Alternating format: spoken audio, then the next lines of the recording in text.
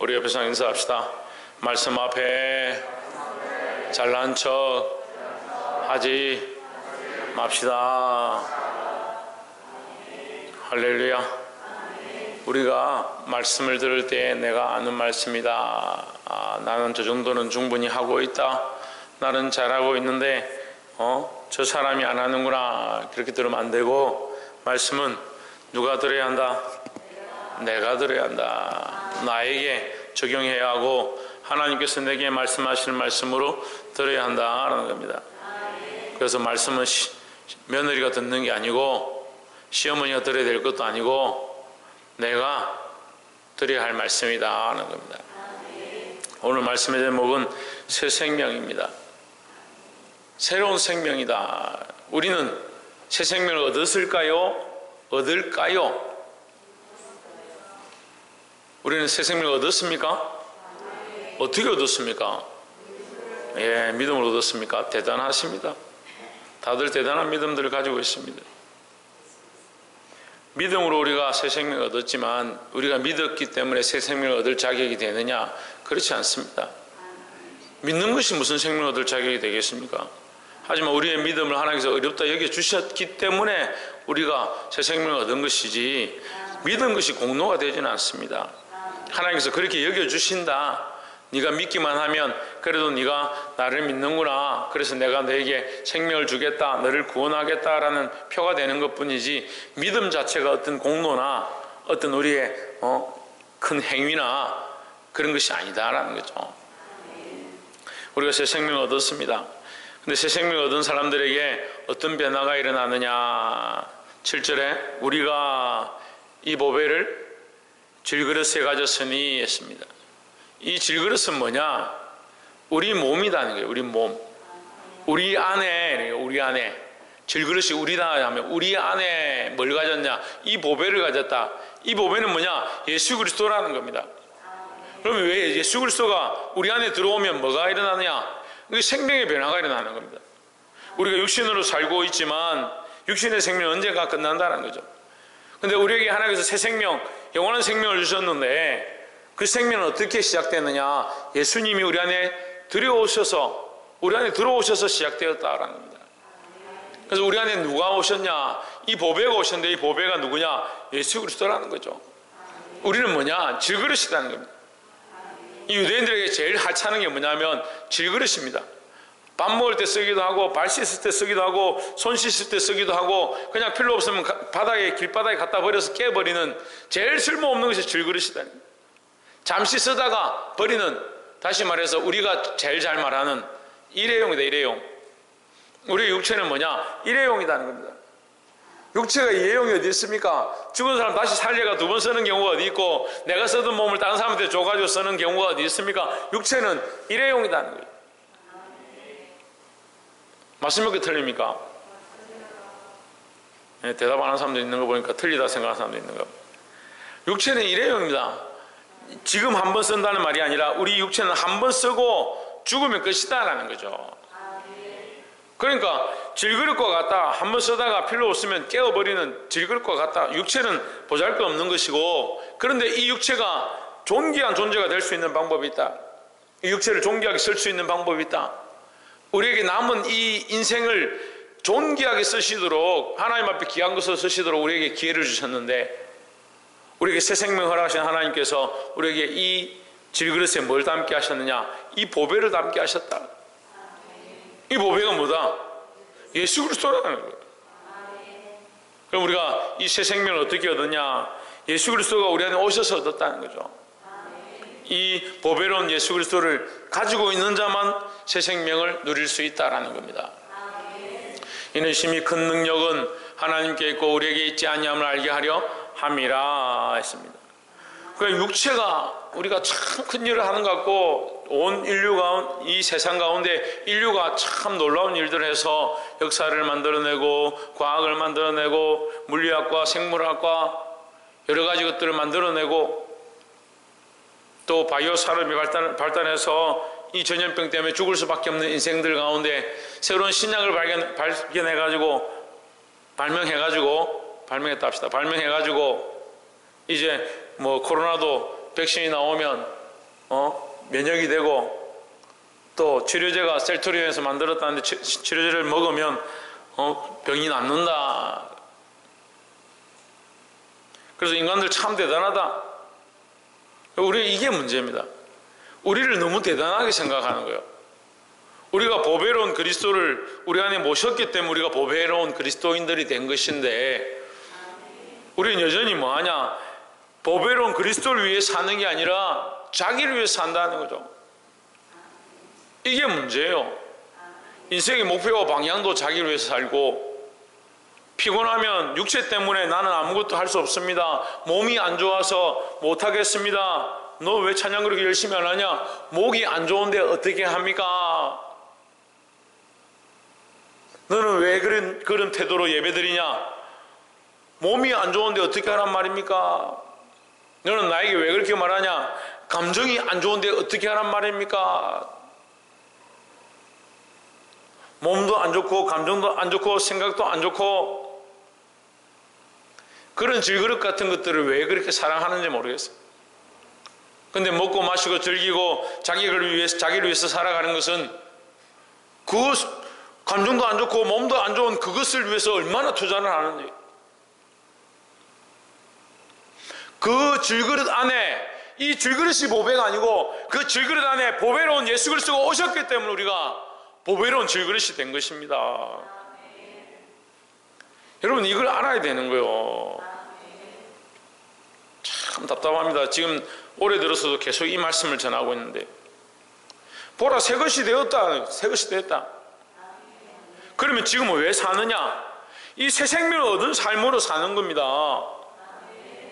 천국 간다면서요.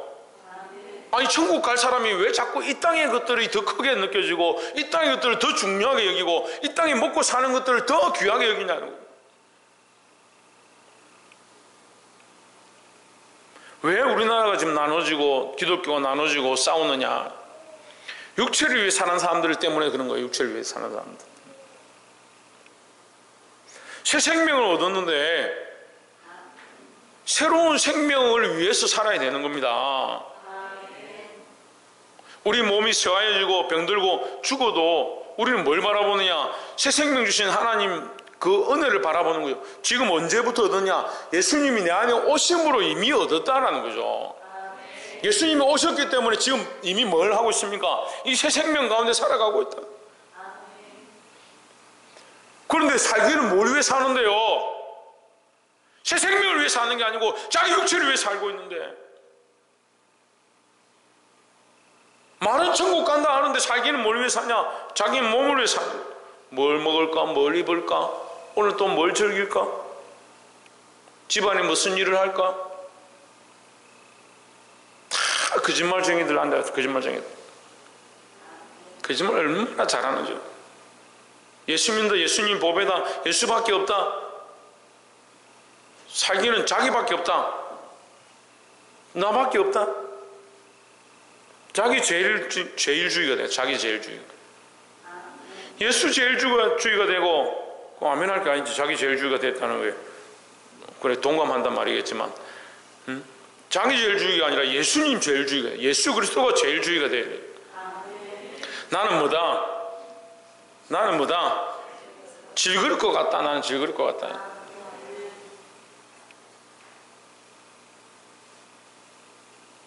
지대현, 나는 뭐 같다? 뭐 같다? 박창조, 나는 뭐가 같다?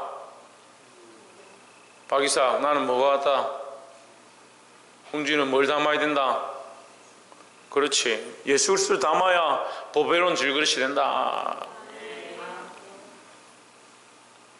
그래서 그 하나님께 있다. 심히 큰 능력이 하나님께 있다. 이 심히 큰 능력은 뭐냐? 죽을 수밖에 없는 인생을, 여러분이 제가 본문을 다 처음부터 다 읽을 수 없으니까 간단하게 설명하는 거예요. 이는 심히 큰 능력이 하나님께 있고, 이 말은 그 심히 큰 능력이 뭐냐? 죽을 수밖에 없는 인생을 영원한 소망을 가진 인생으로 바꾸신 게 하나님의 큰 능력이라는 거죠. 우리 죽을 수밖에 없는 이 육체에 보배로운 예수 그리스도가 들어올 수 없는데 그 예수 그리스도가 들어오시게 한 것이 하나님의 큰 능력이라는 거죠. 그래서 여러분, 왜 육체를 위해 삽니까? 자, 내 안에 그리스도가 있고 내 안에 성령이 있으면 왜 육체를 위해 삽니까? 그게 거짓말이죠. 말도 안 되는 소리죠. 내 안에 그리스도가 계시고 성령이 내 안에 계셔서 역사하시면 나는 성령의 이끌림을 받는 자, 그리스도의 말씀을 따라 살아가는 자, 그런 삶을 살게 되는 거죠. 그럴 수 없는 인생 가운데 자녀들은 예언할 것이고 청년들은 환상을 보고 아비들은 꿈을 꾸리라. 그럴 수 없는 육체에 골짜기의 뼈와 같은 그 인생들에게, 뼈다귀 같은 인생들에게, 이 질그릇 같은 인생들에게 내가 성령을 생기야 사방에서 와서 불어서 그에게 들어가라. 우리에게 생기를 주셨다. 뭘 주셨냐? 일회용 인생, 죽을 수밖에 없는 인생, 소망이 없는 인생에게 생기를 주셔서 영원한 생명을 얻게 하셨다. 우리 안에 뭐가 계시냐? 성령이 들어와 계신다. 성령이 들어와 계신다. 그런데도 너희는 왜 뼈다귀를 왜 사느냐? 이 일회용을 왜 사느냐? 질그릇을 왜 사느냐? 이것은 세상의 논리나 세상의 이론이나 어떠한 방법으로 되는 것이 아니다라는 거예요. 오직 하나님의 능력으로만 가능하다는 겁니다. 8절에 우리가 사방으로 우겨쌈을 당하여도 쌓이지 아니하며 답답한 일을 당하여도 낙심하지 아니하며 했습니다. 이제 8절부터는 좀 상황이 바뀐 내용인데, 우리가 그리스도를 내 안에 모시고 영원한 생명을 얻었다면, 뭘 얻었다면? 네, 새 생명을 얻었다면, 천국에 들어가면 그 생명을, 영원한 생명을 누리는 것이고, 지금 이미 그리스도가 오심으로 우리는 새 생명이 시작됐다는 거예요. 시작됐다는 거예요. 네가 새 생명을 얻어서 새 생명이 시작됐다면, 이전의 생명으로 살 때는 너를 위해서, 너의 생명이니까 너를 위해 살았지만, 이제 새 생명이 시작됐으니까 그 육체의 생명은 언젠가 끝날 것이고, 그 위에 영원한 생명을 얻었으니까, 새 생명을 얻었으니까 어떻게 살아야 하느냐를 가르쳐주는 겁니다. 우리가 사방으로 우겨쌈을 당하여도 쌓이지 아니하며 답답한 일을 당하여도 낙심하지 아니하며, 답답하다, 답이 없다는 거예요. 답이 없다는 거예요. 해답이 없는 것 같아요. 지금 시대가 해답이 없는 것 같아요. 교회들이 얼마나 사고를 치는지요. 참 큰일입니다. 차라리 끝까지 목숨을 지키고 예배를 드리든지 아니면 하지 말든지, 이것도 저것도 아니고 우겨쌈을 당하여도, 답답한 일을 당하여도, 답답하면 내가 해결할 수 없는, 우겨쌈은 나의 힘이 아니라 다른 외부의 힘으로 막혀버린, 그래도 뭐하지 않고 낙심하지 않고. 왜요? 나를 우겨싸고 답답한 일은 어디에 있습니까? 지금 이 살아가는 질그릇에 있는 거예요. 질그릇에.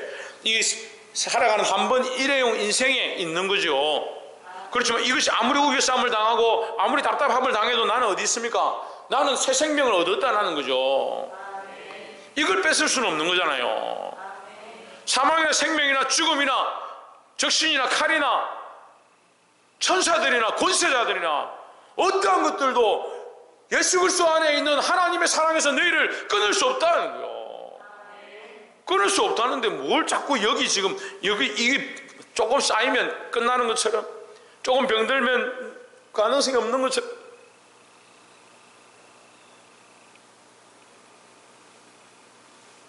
구절에 핍박을 당하여도 버림받지 아니하며 거꾸로 떨림을 당하여도 망하지 아니하고. 망하죠. 왜 안 망합니까? 거꾸로 떨리면 거꾸로 떨어지죠. 핍박을 당하면 괴롭죠. 하지만 그것은 어디에 속한다? 질그릇에 속한다. 질그릇에 속한다. 우리는 뭘 가졌느냐? 보배를 가졌다. 보배를. 10절에 우리가 항상 예수의 죽음을 몸에 짊어지면 예수의 생명이 또한 우리 몸에 나타나게 하려 함이라 했습니다. 우리가 이 육체의 고난을 당하는 것은 예수와 함께 살고자 합니다 하는 거죠. 그럼 우리가 이 육체에 고난이 있고 어려움이 있지만 결국은 우리는 뭘 바라보느냐? 이 육체의 생명을 바라보는 것이 아니고 영원한 생명을 바라본다는 거죠. 그래서 우리는 항상 예수의 죽음을 몸에 짊어지면 예수님과 함께 죽고자 한다. 죽어도 나는 관계없다. 예수님과 함께 고난당해도 괜찮다. 이런 핍박이 와도 나는 이겨낼 것이다. 두려워하지 않는다. 왜? 이 답답한 일을 당하는데도 나는 괜찮다. 우겨쌈을 당하고 있는데도 괜찮다. 왜? 이 육체에 쌓이는 것은 내게 크지 않다. 왜? 내 안에 예수 그리스도의 생명이 있기 때문이다 하는 거죠. 예수의 죽음을 몸에 짊어지면 이 몸이 아까 뭐라 했습니까? 질그릇이라 했죠. 그러니까 이 육체에 이 질그릇에 예수의 죽음, 다시 말하면 고난을 내가 짊어지면 이 말이에요. 그러니까 주와 함께 고난을 당하지만 무엇은 뺏을 수 없다? 예수의 생명은 뺏을 수 없다.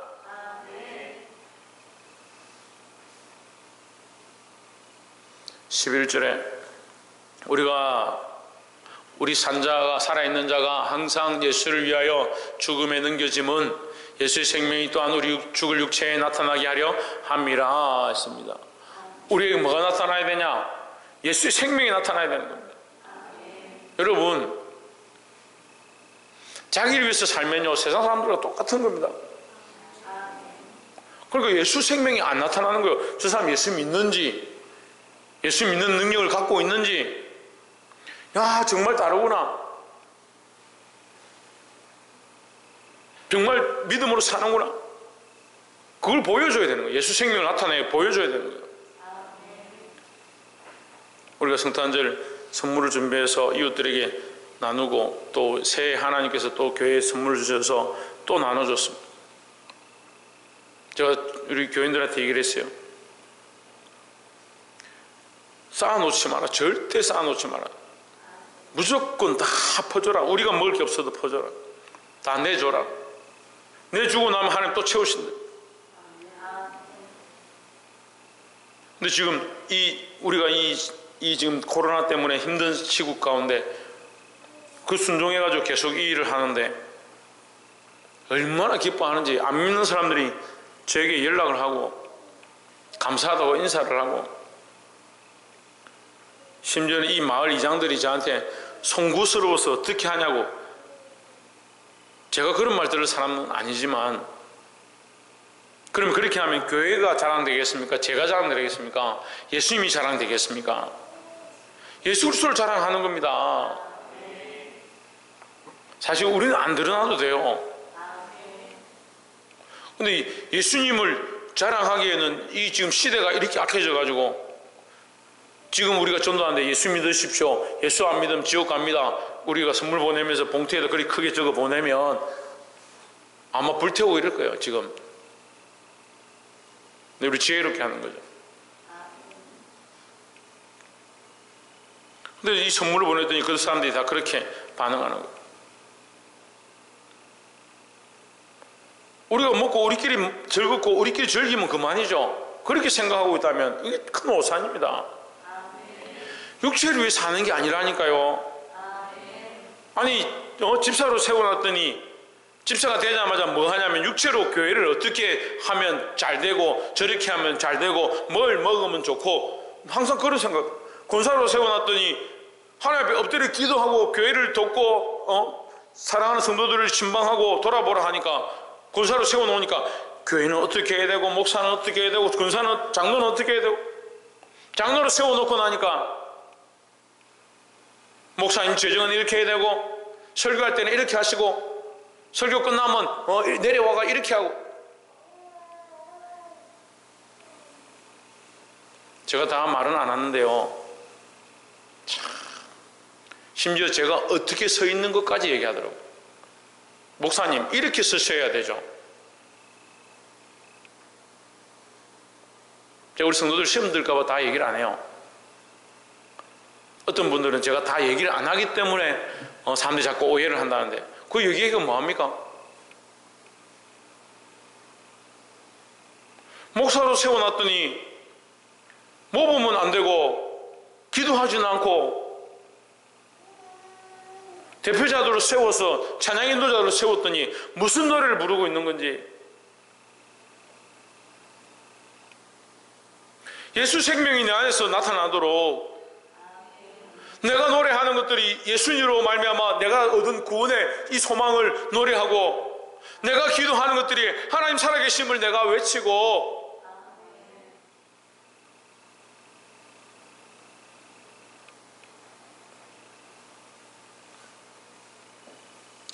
물론 이것도 제가 할 수 있는 것은 아닌 것 같아요. 제가 아무리 말해도 스스로가 성령의 역사로 고쳐지지 않으면 똑같더라고요.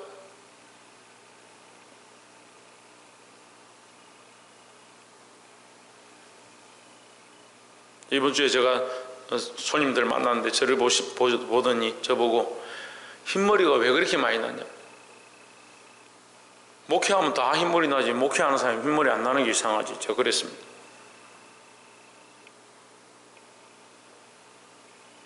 (12절) 그런즉 사망은 우리 안에서 역사하고 생명은 너희 안에서 하느니라 했습니다. 이게 무슨 말이냐면요, 사망은 우리 안에서 역사하고 나는 죽고자 하고 너희는 살리고자 한다. 내가 고난받고 내가 핍박당하고 내가 죽어도 나는 너희를 살리고자 한다. 너희를 생명으로 살리고 그리스도를 알고 구원을 받는 자리 가운데 나아가게 하기를 내가 소망한다 이 말이에요. 자, 이 세 번째, 우리는 뭘 가졌냐면 부활의 소망을 가졌습니다. 부활의 소망을 가졌으면 뭘 합니까? 나는 구원의 소망을 가졌으니까 새 생명 얻은 자들은 아까 뭐 안 됐습니까? 육체를 위해 살지 아니하고 이제 주를 위한 고난들을 당한다는 거죠. 조금 더 나아가서 부활의 소망을 가진 자들은 뭐 하냐? 다른 영혼들 위해 사는 겁니다. 다른 영혼들 위해서. 다른 생명들 살리기 위해서 사는 겁니다. 이것을 또 혼돈해하는 사람들이 있어요.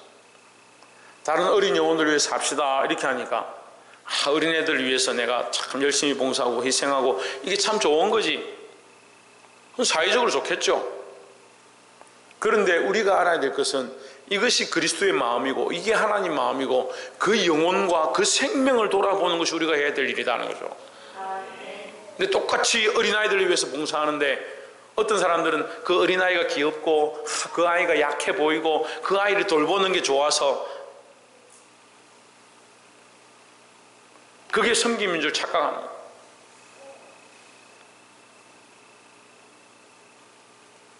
물론 그런 마음이 없을 수는 없습니다. 우리가 그 아이들을 귀하게 여기고 귀엽게 여기고 연약하니까 도와줘야 되고 그런 마음을 가지는 것이 나쁜 것은 아니지만 우리의 주 목적은 그게 아니에요. 그 영혼을 바로 세우는 거예요. 그러니까 생명과 영혼에 대한 관점이 안 되니까 똑같이 아이들을 데리고 그 아이들이 죄의 길로, 완악한 길로, 고집의 길로, 잘못된 길로 자기 생각으로 가면 그걸 책망하고 그 영혼을 살려야겠구나, 이 아이가 이렇게 자라면 안 되겠구나, 그런 마음을 가져야 되는데 그게 아니고 뭡니까? 이 아이 참 아기니까 이거 어찌하겠노? 그럼 목사님 책망하면 목사님 아기가 뭘 안다고 책망합니까?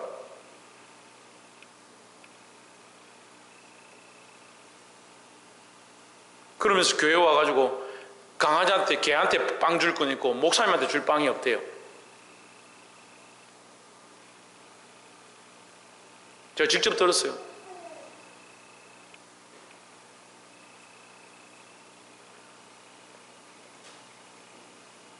저는 빵을 안 좋아합니다. 참고로. 생각이 깊은 것이 밖으로 나오는 거예요. 무슨 얘기를 하냐면요, 여러분 알아들으셔야 돼요. 똑같이 선한 일을 하고 있는 것 같고 똑같이 교회를 하고 있는 것 같고 똑같이 봉사를 하고 있는 것 같고 똑같이 기도를 하고 있는 것처럼 보이지만 우리의 깊은 중심을 그리스도에게 내어놓지 않으면요, 이름이 뭔지가 뭐 중요합니까? 직책이 뭔지가 뭐 중요하냐고요. 하나님 인정 안 하시는데. 그러니까 능력이 안 나타나죠. 그러니까 말씀을 전해도 변화가 안 나타나고 축도를 해도 은혜가 없고 엎드려 합의 기도해도 변화가 일어나지 않고 병 고치는 역사가 나타나지 않고.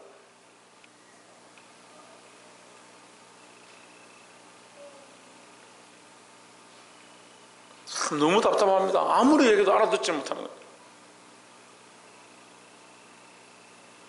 그래서 제가 올해는 좀 내려놓으려고요. 아, 이게 내 힘으로 안 되는구나.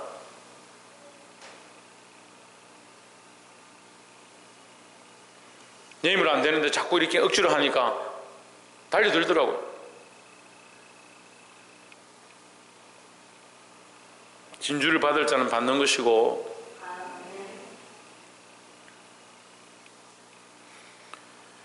우리가 이 확실한 부활의 소망을 가졌다는 거죠. 부활의 소망을 가졌다면 뭐 해야 된다? 부활의 소망을 가졌다면 뭐 해야 된다? 다른 영혼, 다른 생명들을 돌아봐야 된다는 거예요.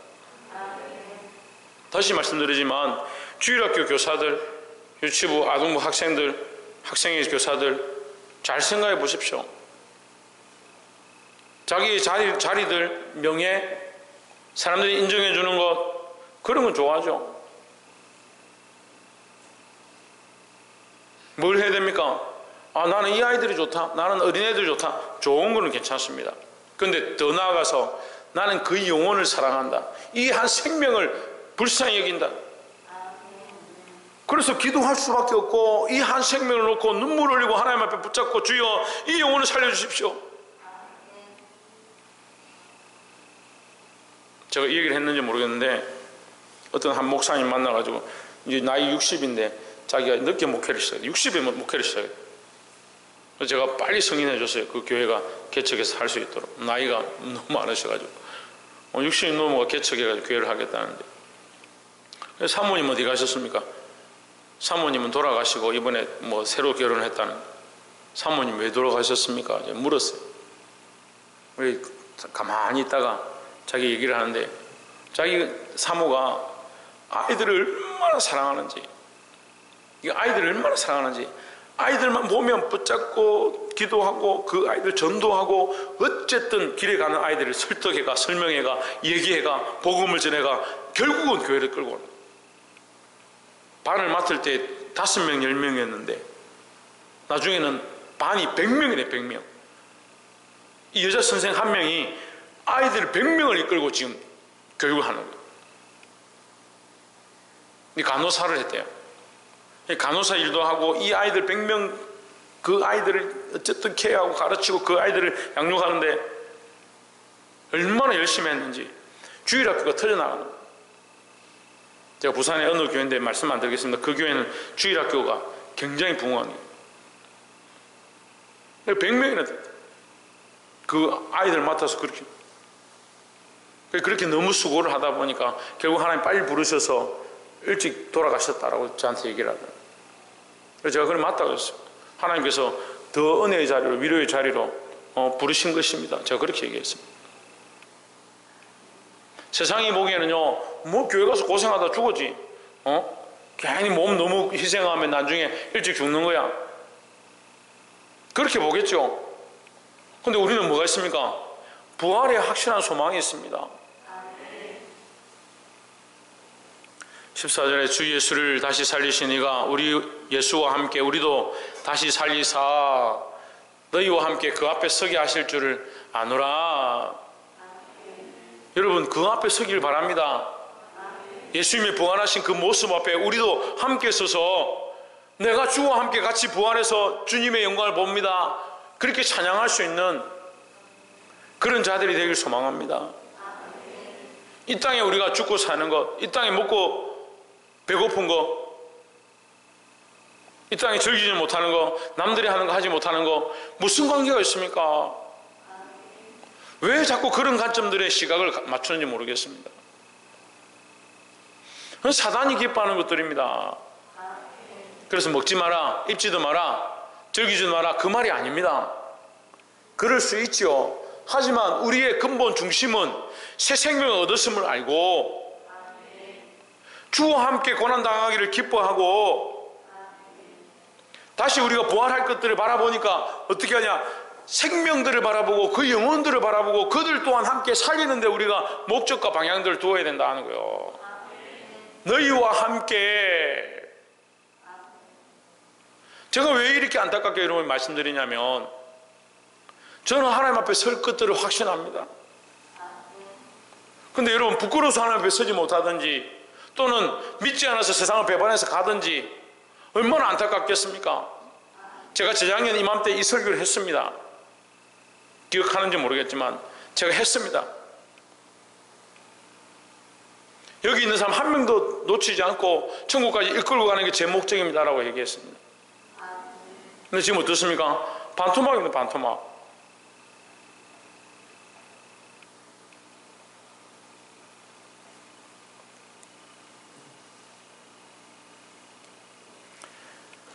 말씀 맺겠습니다. 하나님께서 우리에게 새 생명을 주셨습니다. 새로운 생명을 얻었는데 왜 자꾸 옛 생명에 얽매이냐는 거예요. 옛 생명 때문에 할 수가 없습니다. 내 몸 때문에 할 수가 없습니다. 내 육체 때문에 할 수 있는 게 없습니다. 피곤합니다. 힘듭니다. 기분이 안 좋습니다. 그렇게 하고 있다면 우리가 언제 그리스도의 부활에 동참하고 그리스도의 고난에 동참하고 주와 함께 같이 사는 모습을 드러내겠냐는 거예요. 사랑하는 성도 여러분, 육체를 위해 쫓아가고 육체를 위해 살지 말고 그리스도를 위해 사시고 이 복음과 말씀을 위해 쫓아감으로 그리스도의 영원한 부활에 함께 동참할 수 있는 그 은혜를 맛볼 수 있는 저와 여러분 되시기를 주의 이름으로 축원합니다. 기도하겠습니다.